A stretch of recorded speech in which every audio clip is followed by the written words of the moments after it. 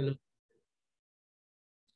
आइए अब हम लोग टोटल डिफरेंशियल इक्वेशन का कुछ एग्जांपल देख लेते हैं। ठीक है, तो देखिए जैसे एक मेरे पास क्वेश्चन है, हमको सोल्व करना है इस डिफरेंशियल इक्वेशन को। ठीक है, डेफिनेटली ये क्या है, टोटल डिफरेंशियल इक्वेशन है। तो सबसे पहले हम लोग ये चेक करेंगे कि ये इसका सॉल्यूशन एग्जिस्ट करता है कि नहीं करता है, यानी ये सोल्वेबल है कि नहीं है। ठीक है, तो सॉल्यूशन आप ऐसे स्टार्ट कीजिएगा। ओके, कैसे करेंगे इसको, इसी को मैं इक्वेशन वन ले लेता हूँ। ठीक है, जो क्वेश्चन दिया हुआ है मेरे को। ठीक है, अच्छा अब क्या करेंगे, कंपेयर करेंगे।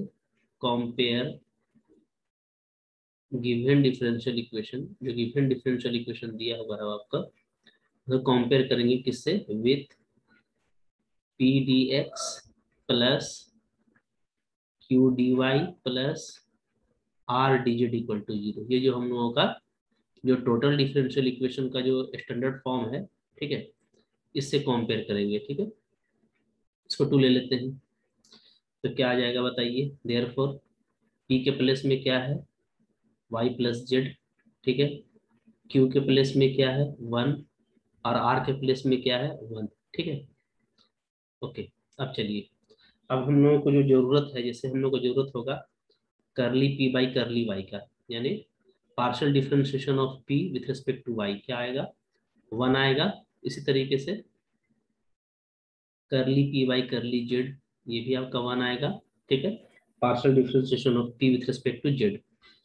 अच्छा, अब हम लोग देखेंगे क्यू के केस में, चूंकि क्यू वन है, तो कुछ भी निकालें हम लोग, पार्शियल डिफरेंशिएशन एक्स के रिस्पेक्ट में निकालें या हम लोग जेड के रिस्पेक्ट में निकालें, ये सारा क्या आएगा, जीरो आएगा। ठीक है, इसी तरीके से अगर हम लोग आर भी मेरा चूंकि वन है, तो पार्शियल डिफरेंशिएशन ऑफ आर हम चाहे एक्स के केस में निकालें या हम वाई के केस में निकालें, किसी भी रिस्पेक्ट में निकालेंगे तो वो जीरो आएगा। ठीक है, अच्छा, नाउ ओके, अब हम लोग क्या करेंगे, अब हम लोग जो कंडीशन ऑफ इंटीग्रेबिलिटी है उसको चेक करेंगे। ठीक है, now by condition of integrability. ठीक है, इंटीग्रेबिलिटी,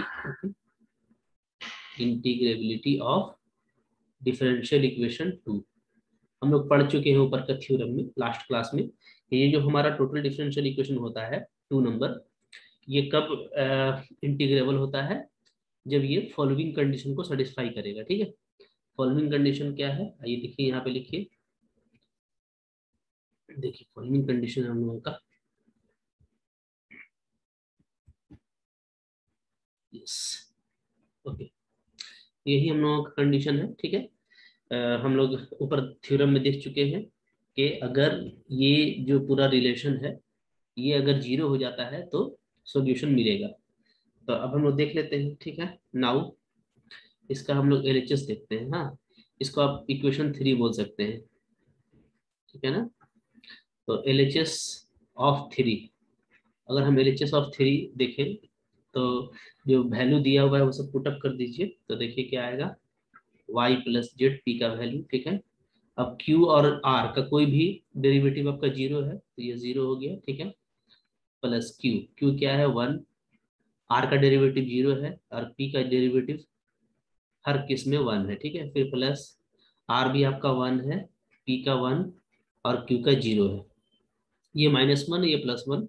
ठीक है, इक्वल टू क्या आ रहा है, zero, equal to that means R H S of three. ठीक है, तो थ्री का जो एल एच एस है वो आर एच एस को क्या कर रहा है, बैलेंस कर रहा है। ठीक है, यानी कि इक्वेशन थ्री को सेटिस्फाई कर रहा है, यानी जो कंडीशन ऑफ इंटीग्रेबिलिटी है वो मेरा एग्जिस्ट कर रहा है। ठीक है, तो हम लोग क्या लिखेंगे, 10, जो डिफरेंशियल इक्वेशन दिया हुआ है मेरे को, the given differential equation is integrable, integrable, या बोलिए तो सोल्वेबल। ठीक है, तो आपको जब भी कोई क्वेश्चन मिले ना, तो आप पहले ये काम करिएगा। ठीक है, हर क्वेश्चन में, मैं नहीं करूंगा, मैं आपको बस बता दे रहा हूँ कि आप हर क्वेश्चन में पहले ये काम करना। ठीक है, और जब ये सोल्वेबल होगा तो फिर इसको हम लोग सोल्व भी करेंगे। ठीक है, अब देखिए सोल्व कैसे करेंगे। ठीक है, तो सॉल्यूशन हम लोग इस तरीके से करेंगे। नाउ नाउ ठीक है, सॉल्यूशन ऑफ जो डिफरेंशियल इक्वेशन आपका गिवन है 1, ठीक है, is given by taking any variable constant. ठीक है, देखिए हम लोग जो प्रोसेस पढ़े हैं, ठीक है, ऊपर का थ्योरम में, उसमें हम लोग ये पढ़े थे कि अगर आपको सोल्व करना है तो आप किसी एक वेरिएबल को क्या ले लीजिए, कांस्टेंट ले लीजिए। ठीक है, ओके। तो हम लोग यहाँ पे भी ये अप्लाई कर सकते हैं कि कोई एक वेरिएबल को हम लोग ले लेंगे कांस्टेंट। ठीक है, से ऐसा करते हैं कि x ले लेते हैं इक्वल टू c कांस्टेंट। ठीक है, तो अगर x कांस्टेंट है मेरा, देयरफॉर क्या हो जाएगा, देयरफॉर आपका जो डिफरेंशियल इक्वेशन है इसका ये जीरो हो जाएगा। ठीक है, अब dx इक्वल टू जीरो हो गया, तो अब आप जो इक्वेशन 1 दिया हुआ है गिवन, उसमें पुट पुट कर दीजिए क्वेश्चन में। ठीक है, देयरफॉर जो हमारा गिवन डिफरेंशियल इक्वेशन है 1, वो क्या आ जाएगा, तो dx को जीरो पुट कर देंगे तो हम लोगों का बचेगा dy plus dz equal to zero. ठीक है, ये बचेगा। अब इसको सोल्व करने के लिए क्या करेंगे, इंटीग्रेट करेंगे। ठीक है, सो इंटीग्रेटिंग, तो इंटीग्रेट करेंगे तो क्या पाएंगे, y plus z equal to constant, कोई भी कांस्टेंट पाएंगे। ठीक है, ओके। अच्छा, ये जो कांस्टेंट है, जैसे मैं यहाँ पे लिख देता हूँ कांस्टेंट है ना, तो इस कांस्टेंट को हम लोगों को क्या लेना है, फाई ऑफ एक्स। ठीक है, क्योंकि हम लोग एक्स को कांस्टेंट माने थे। ओके, तो कांस्टेंट मेरा सम फंक्शन ऑफ एक्स हो सकता है। ठीक है, क्योंकि एक्स को कांस्टेंट लिए थे। आपको यहाँ पे ध्यान रखना है कि आप जो कांस्टेंट है आपका, ये सम फंक्शन ऑफ एक्स होगा। ठीक है, ओके।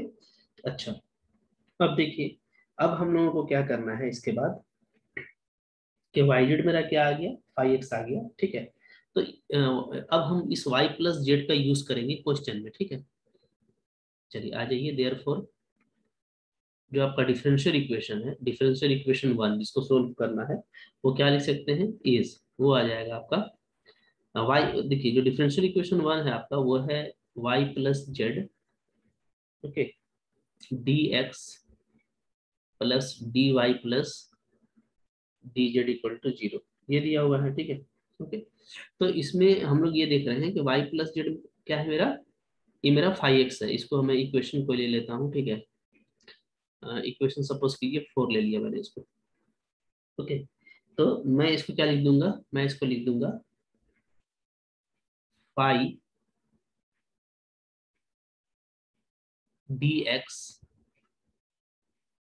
ओके, क्योंकि देखिए ये मेरा पूरा जो है वाई प्लस जेड क्या बन गया है, फाइव बन गया है। ठीक है, और ये जो d y plus d z है, ये फिर मेरा क्या बन जाएगा, तो यही सब देखिए, यहाँ पे एक लाइन में डाल देता हूँ, वाई प्लस जेड अगर फाइव है तो यहाँ से जो d y plus d z है, ठीक है, ओके, वो मेरा क्या बन जाएगा, वो मेरा बन जाएगा डी फाइव। ठीक है ना, तो ये इसको मैंने फाइव रखा, तो ये मेरा क्या बन गया, ये पूरा जो है ये बन गया मेरा d five is equal to zero. यहाँ पे आप इसको इक्वेशन 5 कर दें। ठीक है, तो ये आ गया आपका यूजिंग 4 and 5। ठीक है, ओके। अच्छा, अब देखिए, अब जो है इसको डिफ्रेंशिएट करना इजी है। आप इसको ऐसे लिख सकते हैं क्या, d five by five is equal to minus d x, ऐसे कर सकते हैं। ठीक है, अब इसको हम लोग इंटीग्रेट कर देंगे, सोल्व कर देंगे तो क्या आ जाएगा, तो ये सोल्व करने से आ जाएगा, इंटीग्रेट करेंगे तो क्या आएगा, ठीक है, log five is equal to minus x plus कोई अनदर कांस्टेंट सी। ठीक है, इसको फिर हम लोग ऐसे लिख सकते हैं, फाइव इज इक्वल टू ई का पावर माइनस एक्स प्लस सी। इसको फर्दर के ई का पावर माइनस एक्स लिखा जा सकता है ना। ई का पावर जो सी है, ई का पावर सी को हम क्या ले लिए, के ले लीजिए। ठीक है, ओके, ऐसा कर सकते हैं। तो आप देखिएगा कि जो आपका फाइव आया है, वो फाइनली क्या आया है, फंक्शन ऑफ एक्स आया है। ठीक है, और फाइव हम लोगों का क्या था, वाई प्लस जेड था, तो फोर इम्प्लाइज, फोर का यूज करेंगे, सॉरी, यूजिंग फोर। ठीक है, यूजिंग फोर क्या हो जाएगा, five, that means Y plus Z is equal to के का के E to the power minus X. यही आपका सॉल्यूशन हुआ। ठीक है, इस तरीके से आपको इसको सोल्व करना है। अच्छा देखिए, ये तो एक तरीका है, याद रखिएगा कि जब भी हम लोग इस तरह का क्वेश्चन को सोल्व करेंगे तो हम लोग कोई एक वेरिएबल को कांस्टेंट ले लेंगे। ठीक है, कांस्टेंट लेने के बाद जो भी रिजल्ट हमको मिलता है तो उस रिजल्ट का हमको गिवन क्वेश्चन में यूज करना है। ठीक है, और जब भी उस कांस्टेंट को हम लोग, जब भी कोई हमको अनदर कांस्टेंट मिलेगा तो हम उसको उस वेरिएबल का कोई फंक्शन ट्रीट करेंगे। ठीक है, तो ये पैटर्न है जिससे आपका क्वेश्चन बन जाएगा। कुछ प्रैक्टिस करेंगे तो आपको इजी लगेगा। लेकिन मैं ये बताना चाहता हूँ कि जो डिफरेंशियल इक्वेशन हम लोगों को मिलता है, ठीक है, सोल्व करने के लिए, जैसे कोई आपका डिफरेंशियल इक्वेशन आपका सोल्वेबल है, तो सोल्वेबल होने के बाद कोई ज़रूरी नहीं है कि हम लोग इसी मेथड से सोल्व करें, उसको किसी अनदर मेथड से भी आप सोल्व कर सकते हैं। ठीक है, जैसे मैं आपको बताता हूँ एक और मेथड यहाँ पे, जहाँ भी एग्जिस्ट करेगा आप अप्लाई कर सकते हैं। ठीक है, तो सेकंड मेथड, ठीक है। लेकिन आप ध्यान रखिएगा, पहले आपको जो सॉल्यूशन एग्जिस्ट कर रहा है वो चेक कर लेना है। ठीक है, जो हम लोग सॉल्यूशन कर रहे थे उसका हम मेथड बता रहे हैं, तो जो चेकआउट किए थे हम लोग के कंडीशन को सेटिस्फाई करता है वो आप कर लेंगे, उसके बाद सॉल्यूशन के लिए। ठीक है, तो हम लोग ऐसे कर सकते हैं, सॉल्यूशन ऑफ डिफरेंशियल इक्वेशन क्या गिवन है क्वेश्चन में, y plus z, okay, d x plus d y plus d z equal to zero. तो ये आप यहाँ से भी आप देख रहे होंगे, आपको सिंपल लग रहा होगा। यहाँ से हम लोग इसको ऐसे लिख सकते हैं, d x is equal to minus d y plus d z divided by y plus z. ये आपको दिख रहा होगा, और ये इंटीग्रेबल भी है। ठीक है, तो आप इसको इंटीग्रेट करते हैं तो क्या आता है, इंटीग्रेटिंग वी गेट, ये आपको देता है x is equal to, directly दे देगा क्या, minus log y plus Z plus C. ठीक है, क्योंकि हम लोग ये देखते हैं कि जब आप नीचे वाला को अगर आप t कंसिडर करेंगे y प्लस जेड को, इसका डेरिवेटिव क्या आ जाएगा, तो इसका डेरिवेटिव आ जाएगा dy प्लस डी जेड, यानी ये dt बन जाएगा। ठीक है, तो ऊपर वाला माइनस dt है, नीचे वाला t है, तो dt बाई टी क्या होता है, लॉग t माइनस में, और t आपका y प्लस जेड है, तो इस तरीके से आपका ये आ जाएगा। ठीक है, ओके, तो अब आप देखिए कितना जल्दी आपका बन गया। यहाँ पे आप इसको ऐसे लिख सकते हैं, ठीक है, x प्लस या x minus c is equal to, या x प्लस सी कॉन्स्टेंट तो कहीं भी आपका जा सकता है, कोई दिक्कत नहीं। ठीक है, ये आपको भी मालूम है। ओके, जैसे चलिए ऐसे ही मैं लिख देता हूँ, जैसा लिखा हुआ है, x प्लस क्या आ जाएगा, log y plus Z is equal to सी। ठीक है, अब यहाँ से हम लोग क्या कर सकते हैं, यहाँ से आप इसको ऐसे कर सकते हैं कि log y plus Z is equal to क्या आ जाएगा, c माइनस एक्स। ठीक है, और यहाँ से y प्लस जेड को आप अलग करेंगे तो e का पावर c माइनस एक्स, ई का पावर c को कोई कांस्टेंट ले लीजिए तो k a का पावर माइनस एक्स। देखिए सेम आंसर आया है जो आंसर आपका यहाँ पे आया था। ठीक है, तो डायरेक्टली भी हम लोग इस तरह से सोल्व कर सकते हैं, जो भी इजी टू इंटीग्रेबल है। तो कोई जरूरी नहीं है कि आप किसी एक वेरिएबल को कांस्टेंट लेकर के उसको करें। ठीक है, ओके, अनदर मेथड भी एग्जिस्ट करेगा। ठीक है, आइए फिर कुछ हम लोग दूसरा क्वेश्चन भी देखते हैं इसका। तो देखिए,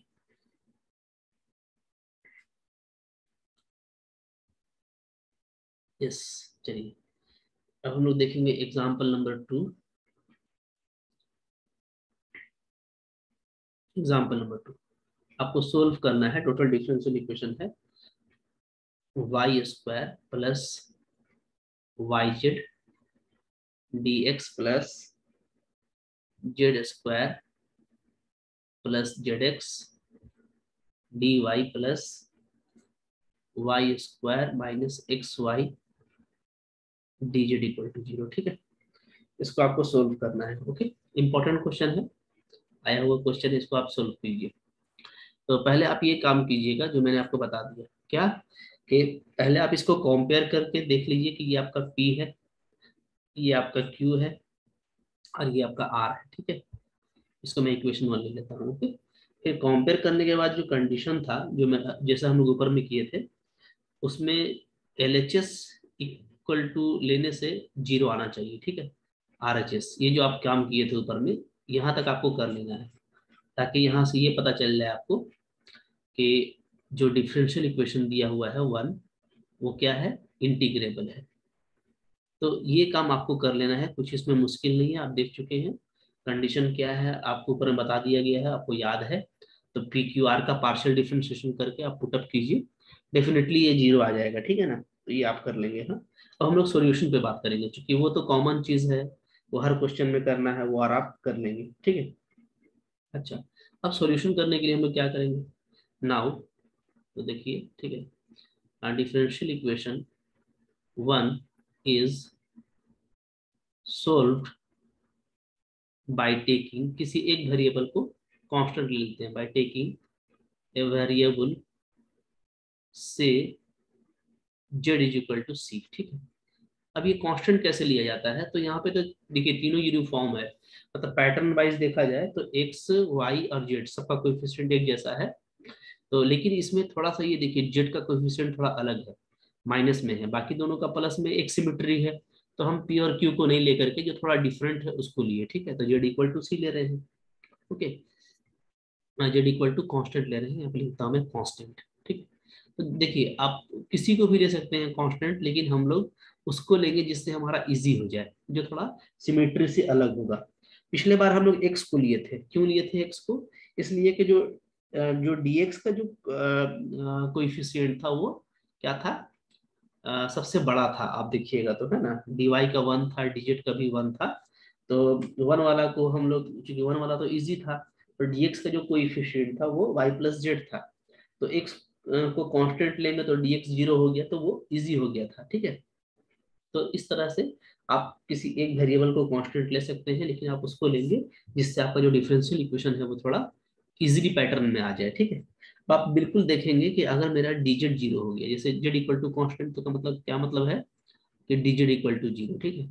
अगर dz आपका जीरो होगा तो आप देखिएगा कि इसमें ये दोनों बचेगा, आपको ये बचेगा और ये बचेगा।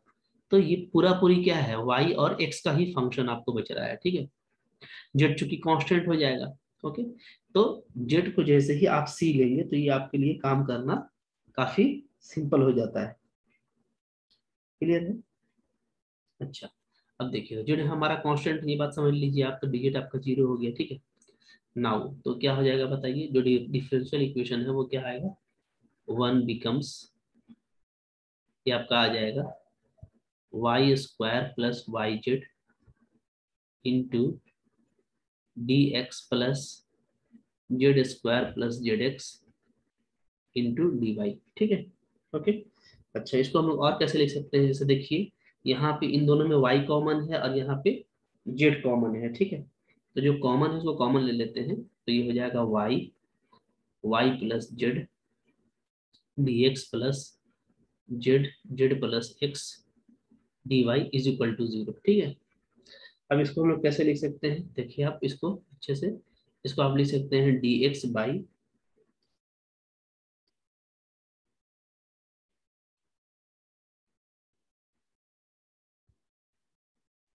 D x by Z plus x, ठीक है। ये ऐसे लिख सकते हैं।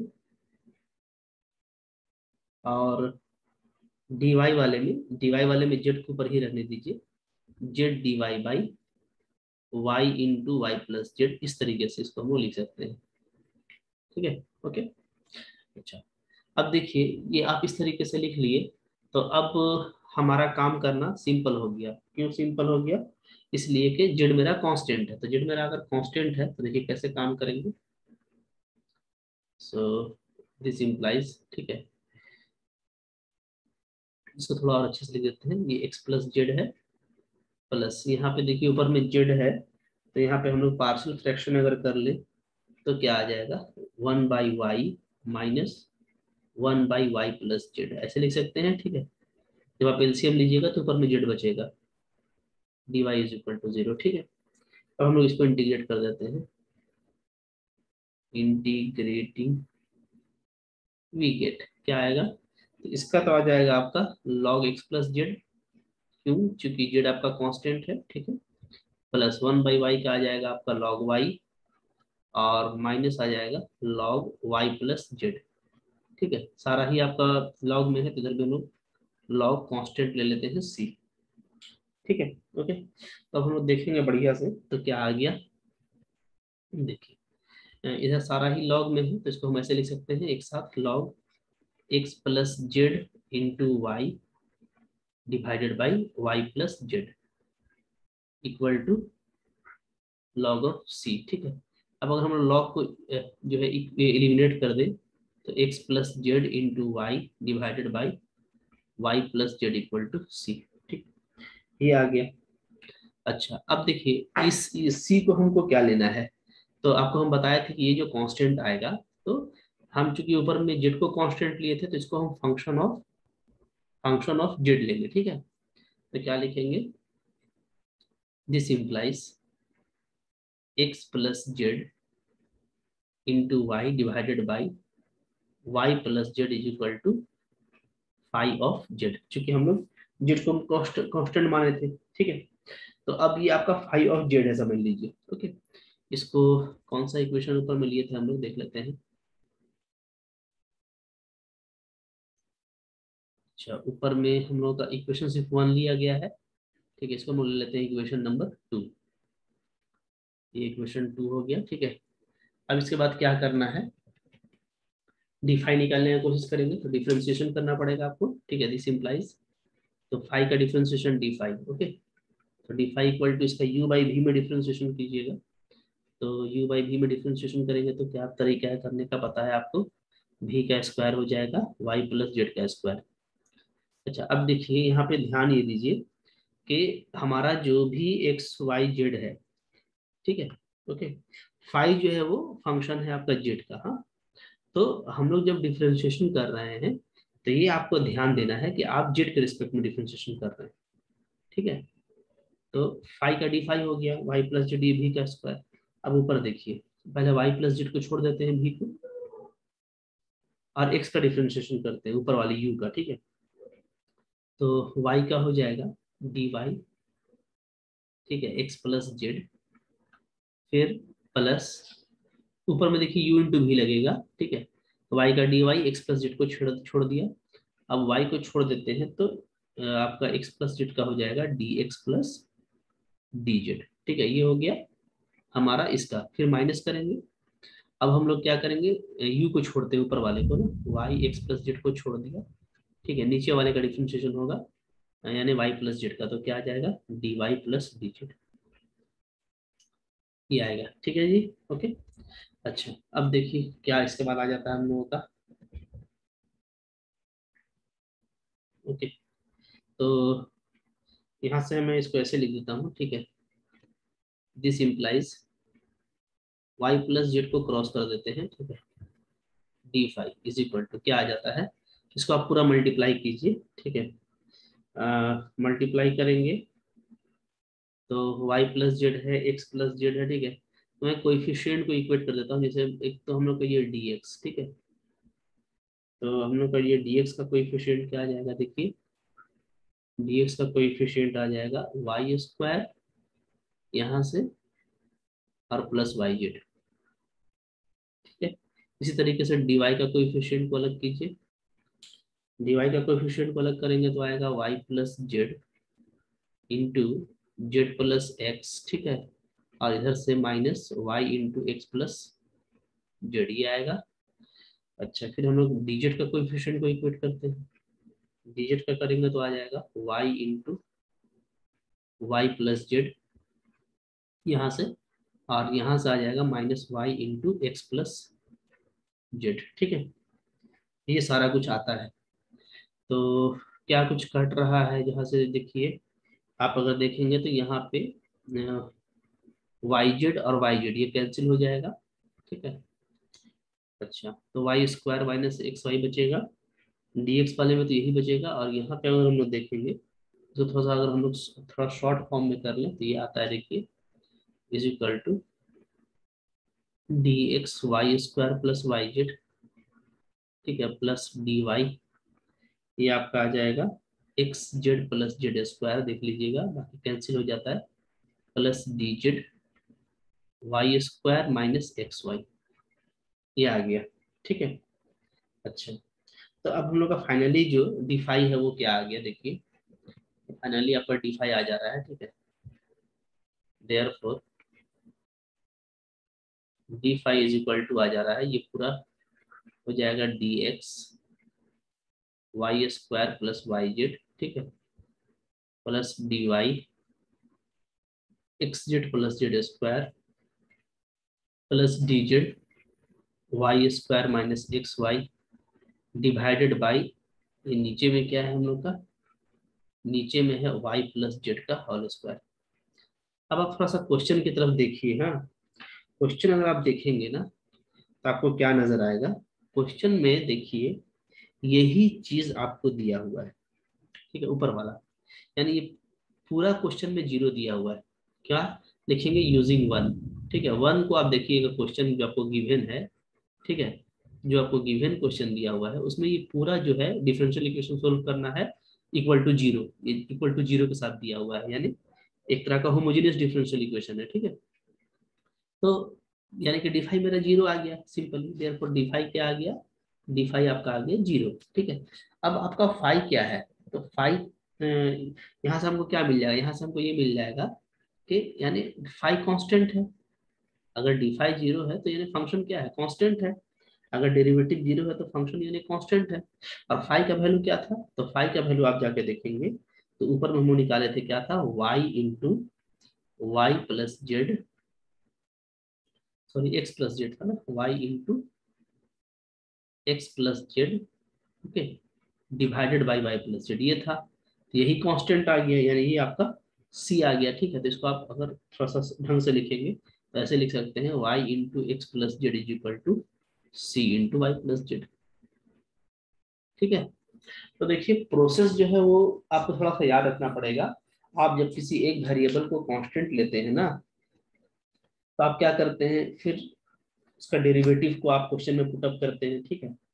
और वहां से आपको जो कांस्टेंट मिलता है, जो फंक्शन ऑफ द वेरिएबल मिलता है, तो उस फंक्शन ऑफ द वेरिएबल को आप क्या करते हैं, फाइंड आउट करने का कोशिश करते हैं, ठीक है। जब वो फाइंड आउट आप कर लेते हैं तो वही आपका रिक्वायर्ड आंसर होता है, ठीक है। तो स्टेप्स जो है वो स्टेप्स आप इसका याद रखिए, ठीक है ना।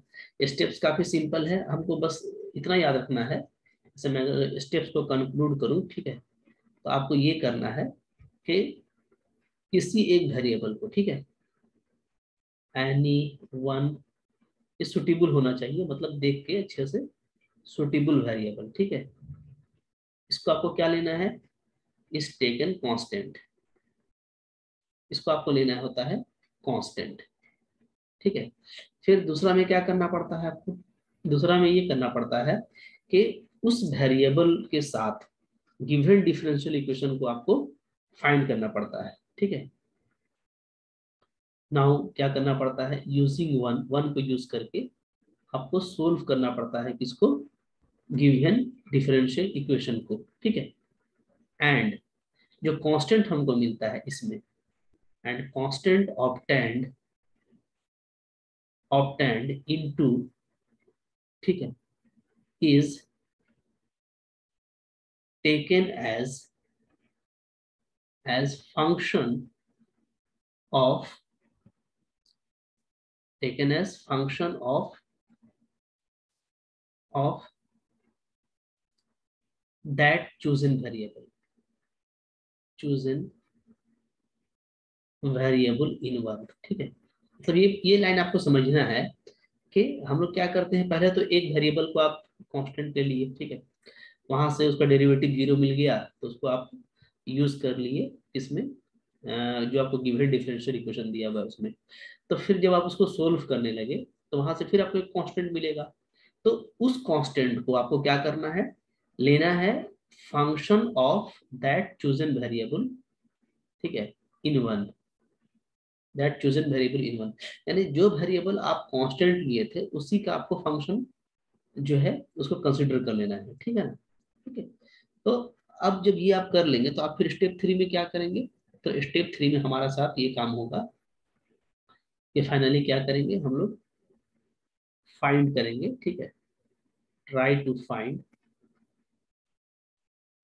ठीक है, ये फंक्शन, जैसे यहाँ पे मैं ले लेता हूँ से, मान लीजिए ये फंक्शन मेरा क्या बना है, फाई ऑफ एक्स।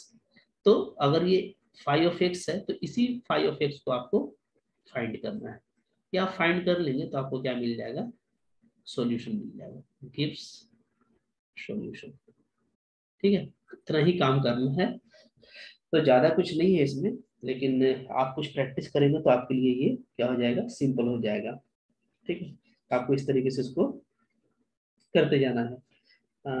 एक दो क्वेश्चन और हम लोग देख लेते हैं इसका, ठीक है, फिर मैं कुछ क्वेश्चन मैं आप लोगों को दे दूंगा, तो आप लोग भी आगे ट्राई कीजिएगा। हाँ, आइए देखते हैं हम लोग। नेक्स्ट हम लोगों का एक क्वेश्चन है,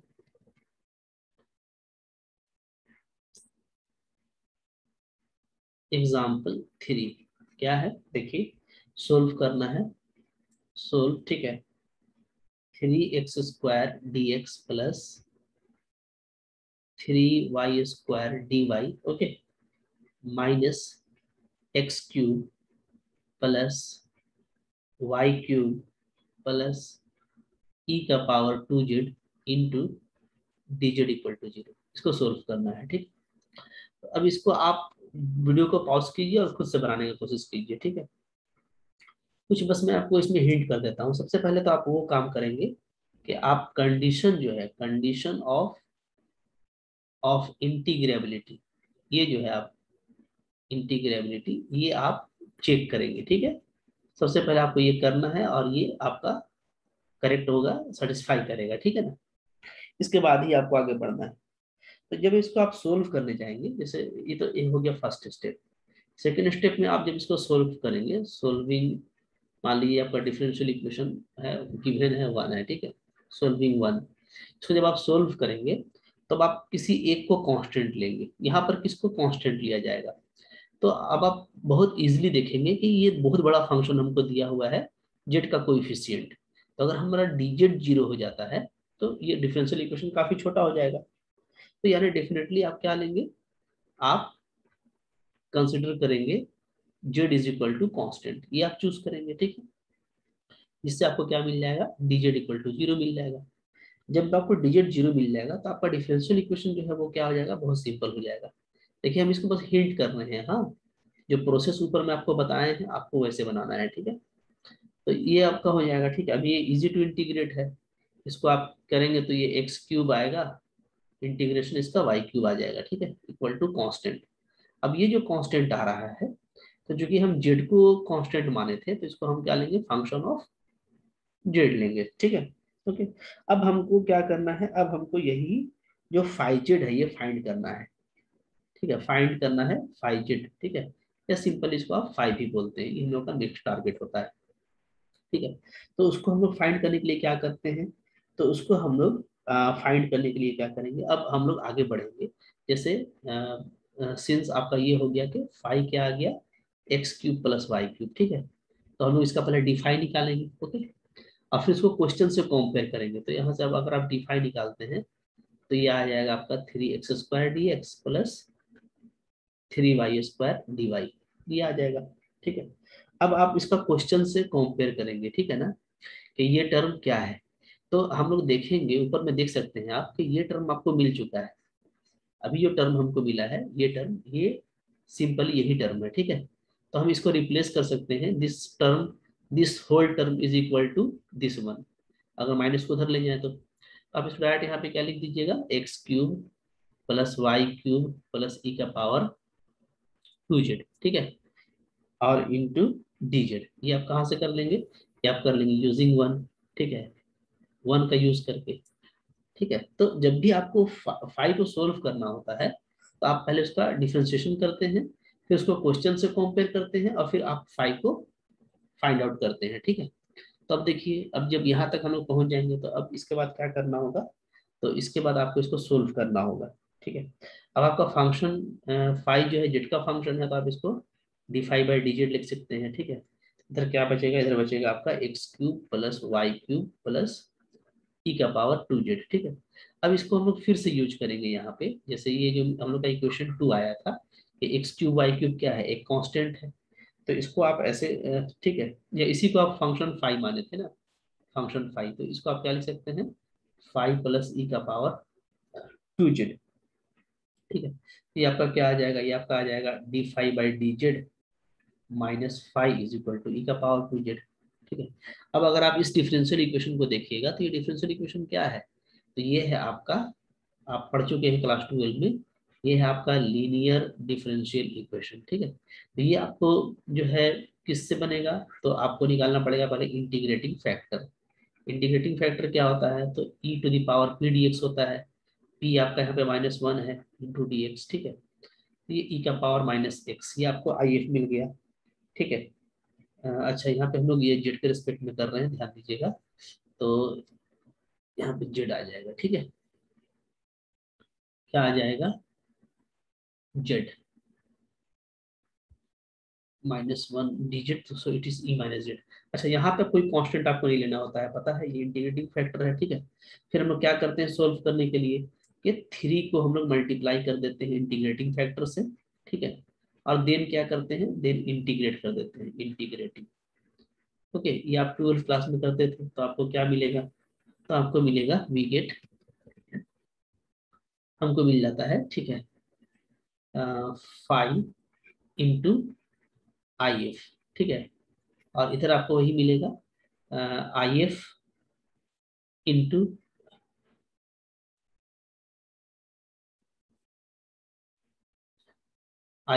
ई का पावर 2z। ठीक है, इंटू डी जेड। ओके, तो अब आप देखिए इसको सोल्व करना काफी इजी हो जाएगा, है ना। यहाँ से फाइव आप निकाल सकते हैं आसानी के साथ में। कैसे निकालेंगे, सो इट इज हो जाएगा आपका 5 आई एफ आपका ई का पावर -z है। ठीक है, और यहाँ पे भी ई का पावर -z है इंटू ई का पावर 2z डी जेड। तो पावर को सम करेंगे, ई का पावर जेड आएगा, इंटीग्रेशन आपको ई का पावर जेड मिलेगा। ठीक है, ओके, और फिर यहाँ पे कांस्टेंट आप सी लिख देंगे, यहाँ भी 5 ही है।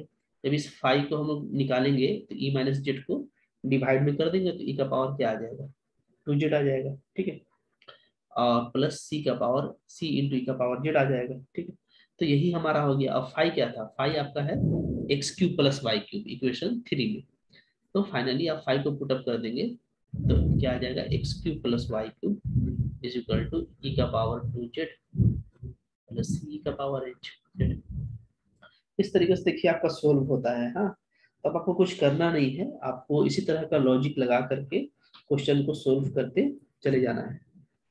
ठीक है, ओके, तो कुछ क्वेश्चन मैं आपको दे रहा हूँ।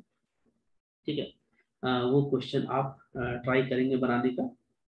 जैसे चलिए देखिए, एक आध क्वेश्चन और डिस्कस कर लेते हैं हम लोग, ताकि आपको और भी थोड़ा सा रिलीफ हो जाए। जैसे एक देखिए आप एग्जाम्पल 4, ठीक है, एग्जाम्पल 4 है, तो आपको सोल्व करना है 2x² plus 2xy plus 2xz² plus 1 into dx plus dy plus 2z dz equal to 0।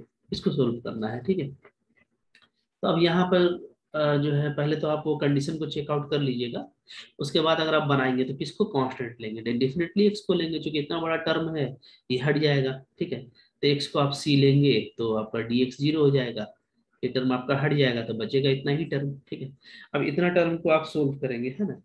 तो फिर जब इसको ये बचेगा तो इसको आप डी वाई प्लस लिखेंगे 2z dz इक्वल टू 0। ठीक है, अब इसको हम लोग जब इंटीग्रेट करते हैं तो ये आ जाता है y प्लस z²। ठीक है, ये आ जाएगा।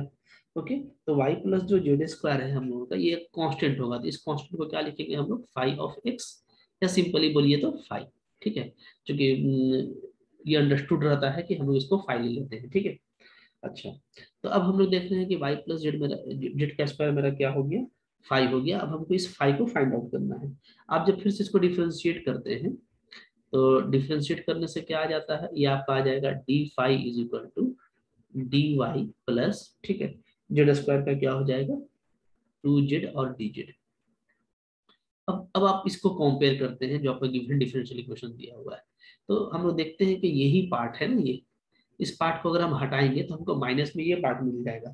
ठीक है, तो आपको इसके बाद क्या मिल जाता है, आपको मिल जाता है d5 equal to minus of 2x² plus 2xy plus 2xz² plus 1 into dx, आपको ये मिल जाता है, ठीक है। अब इसको सोल्व करना, तो इसको सोल्व करना कोई खास मुश्किल वाला बात नहीं है, ठीक है। इसको हम लोग कैसे सोल्व करेंगे, तो पहले हम लोग देखेंगे कि हमको जो y plus z square equal to 5 है, इसका भी हम यूज करें, ठीक है। तो थोड़ा सा आप इसको बढ़िया से देखिएगा, तो आप इसको ऐसे लिख सकते हैं 2x स्क्वायर, तो ठीक है। यहाँ पे देखिए आप 2x को कॉमन ले लीजिए, कॉमन लेंगे तो आपका क्या आ जाएगा, y प्लस जेड स्क्वायर। तो ये जो है मेरा यहाँ पे क्या बन जाएगा, 5 बन जाएगा। हम इसको यूज कर लेंगे, ठीक है, इस y प्लस जेड स्क्वायर को। तो यहाँ पे आपका ये आ जाएगा -2x square plus 2x into 5 plus 1 into dx, ठीक है। और इधर आपका क्या है, इधर आपका d5 है, ठीक है। तो यहाँ पे मैं लिख देता हूँ, क्योंकि y प्लस जेड स्क्वायर क्या था हम लोगों का, 5 था। यहाँ पे आप लोग देख पाते हैं, ठीक है ना। अच्छा, अब इसका आप यूज कर लिए, अब आपको इसको सोल्व करना काफी सिंपल हो जाएगा। फिर से d5/dx आप लिख लीजिए इसको, ठीक है। अभी थोड़ा इसको देख लेते हैं।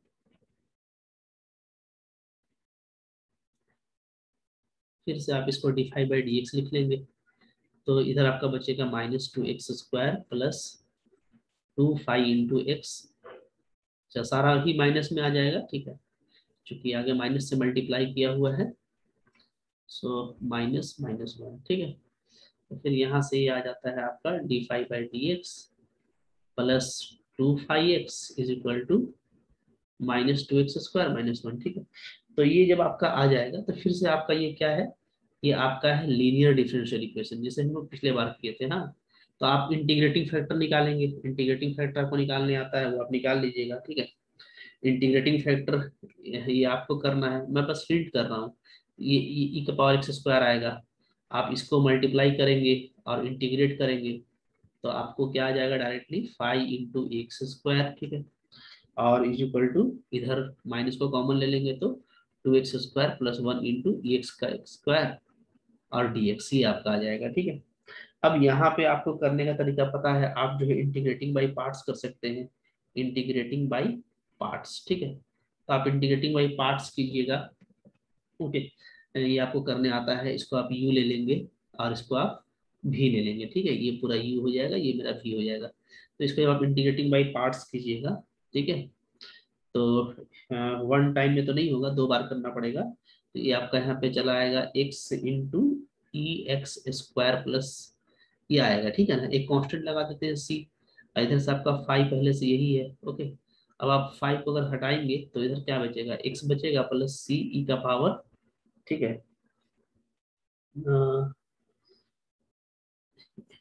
यहाँ पे ऐसे लिख सकते हैं आप, ठीक है। यहाँ पे पावर आपका -x का पावर स्क्वायर आ जाएगा ना, ठीक है ना? ये ऐसे लिख सकते हैं, ठीक है। अब 5 हमारा क्या है, तो 5 अगर आप देखिएगा तो 5 हम लोगों का ये था y प्लस जेड का स्क्वायर, ठीक है। तो ये हो जाएगा y प्लस जेड का square equal to -x plus, ऐसे लिख सकते हैं, ठीक है। तो ये आपका आंसर हो जाएगा। तो कोई खास मुश्किल नहीं है, आपको थोड़ा सा इसमें अपना हिम्मत दिखाना है, ठीक है, और सोल्व करते चले जाना है, ठीक है। आप 1 2 बार सोल्व करेंगे तो आपको हैबिट हो जाएगा, आपको कोई प्रॉब्लम नहीं होगा, ठीक है। 1 2 क्वेश्चन और मैं यहाँ पे लिख देता हूँ, ठीक है, इसको आप देख लीजिएगा।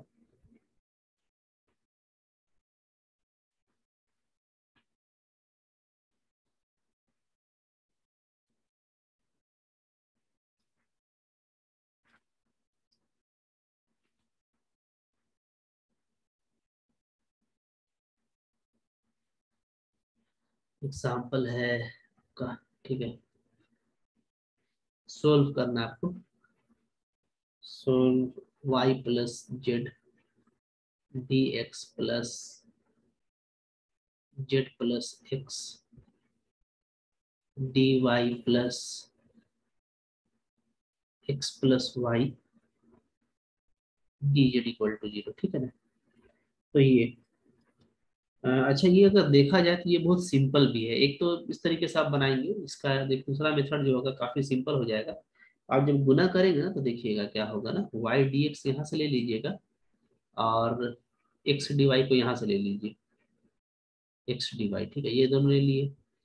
फिर आप जेड डी एक्स यहाँ से ले लीजिएगा और एक्स डिजिट को यहाँ से ले लीजिएगा, ठीक है, प्लस जेड डी वाई को यहाँ से ले लीजिए और वाई डिजिट को यहाँ से ले लीजिए।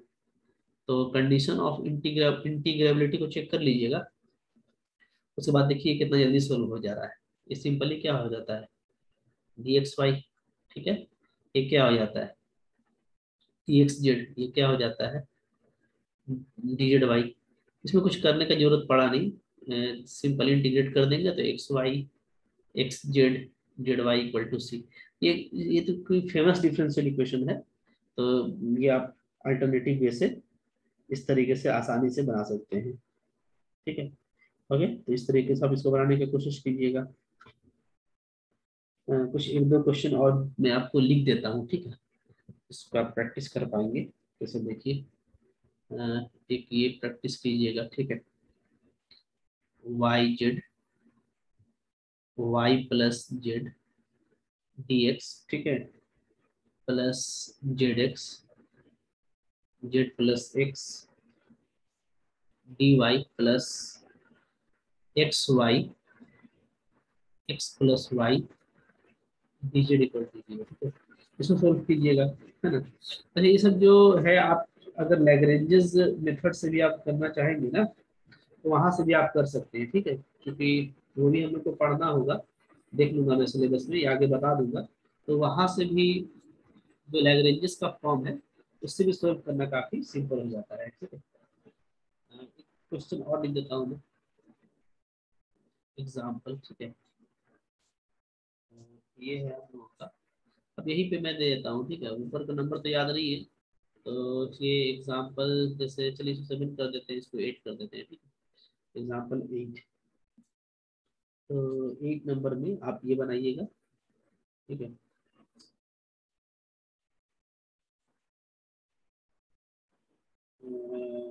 क्या ले लेंगे, ठीक है। ये क्वेश्चन है y z plus 2x into d x plus x z plus 2y into d y plus x y into 2z d z, ठीक है। अब इसमें देखिए, ये जो केसेस है ना, पूरा सिमेट्रिक केस है। आप किसी भी एक वेरिएबल को कांस्टेंट लेंगे तो आपका बच जाएगा, ठीक है। तो आप ट्राई कीजिएगा, है ना। और थोड़ा कॉन्फिडेंट रहना है कि हमको इस तरीके से जब हम ट्राई करेंगे तो हमारा बिल्कुल बनेगा। तो बिल्कुल कॉन्फिडेंट रहिएगा, ठीक है। टोटल डिफरेंशियल इक्वेशन में और कुछ ज़्यादा है नहीं, तो इतना आप प्रैक्टिस कर लें, इसको बढ़िया से बना लें, ठीक है। इसी के अंदर से आपका एग्जाम में भी क्वेश्चन आएगा। तो किसी भी तरह से क्वेश्चन एग्जाम में आता है तो आपको इसको इसी तरीके से डील करना है, ठीक है। उम्मीद है आपको ये अच्छा लगा। Thank you for watching. आज यहीं तक। अब इसके बाद हम लोग का जो नेक्स्ट सिलेबस में है, उसको हम लोग नेक्स्ट वीडियो में कंटिन्यू करेंगे, ठीक है। Thank you for watching.